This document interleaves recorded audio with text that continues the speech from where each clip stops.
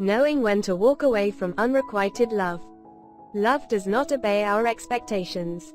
It obeys our intentions. To say that love hasn't obeyed my expectations would be the understatement of the century.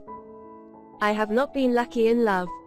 I've been blessed with some amazing moments over the years, but somehow have managed to choose partners who did not want what I wanted, did not feel what I felt, and did not want to walk beside me into a future together. I have really had to sit with this and try and figure out what part of this was my doing, and how to change it. Because this year I once again chose a partner who was not walking with me. Except this time not only was he not walking with me, but he was subtly trying to kick my feet from under me every chance he got. I once again entered into a relationship desperate to find love and instead found a beautiful disaster. Love is a blessing, this we know. Unrequited love is toxic, and it can eat you alive. Falling in love can be a slippery slope. Regardless of any protective barriers we may have built, it can ease in like a lighter mist that settles itself beautifully over your life. Or it can blindside you. Often we fall in love with a person before we have fully gotten to know them. By this point it's too late. You've already stretched your heart for someone capable of bruising it. This is what love requires. Utmost vulnerability and trust. Hopes and expectations rise along with the awareness that it can slip away. I suggest we do our best to live in the moment. Love is elastic. It stretches and retracts and changes shape constantly. It is very uncertain. One day you are over the moon and the next disillusioned. The elastic can break. You can retie it. But there is now a knot.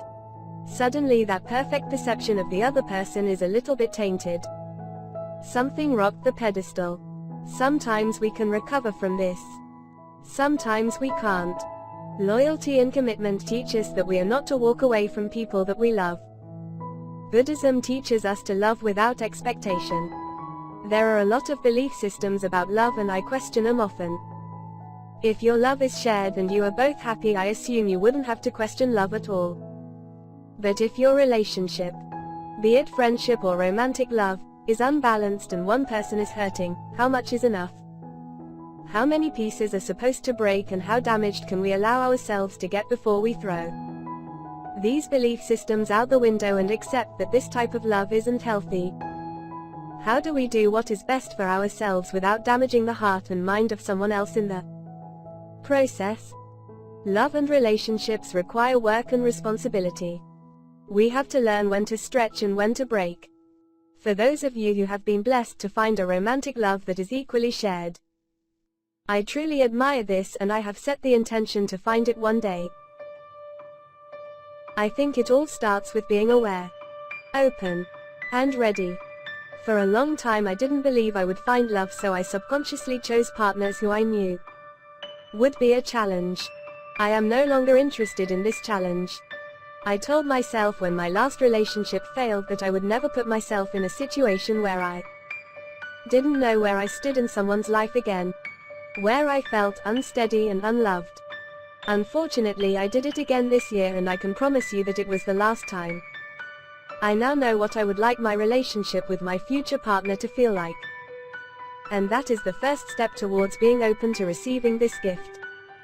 Love is a gift. I have been tested often this year and with this came the opportunity to learn lessons. I have lived my life openly. I have experienced love and trusted the process. I fell in love, watched it grow, watched it change, and watched it fall apart. I felt the pain, and still continue to recover from it. My heart is healing and that is a slow process. But it was necessary to hurt to have learned what I learned. For this I am grateful. I'm also grateful to my friends and family who helped me to pick up the pieces when I didn't have the energy to do it alone. 8 things I have learned about relationships so far. 1. If there is a feeling better than love, I have not felt it. Take the risk and dive in with everything you have. 2. Enjoy the good times together as they are happening and be grateful for them. 3. Stay out of the future and in the moment. Now is certain. 4.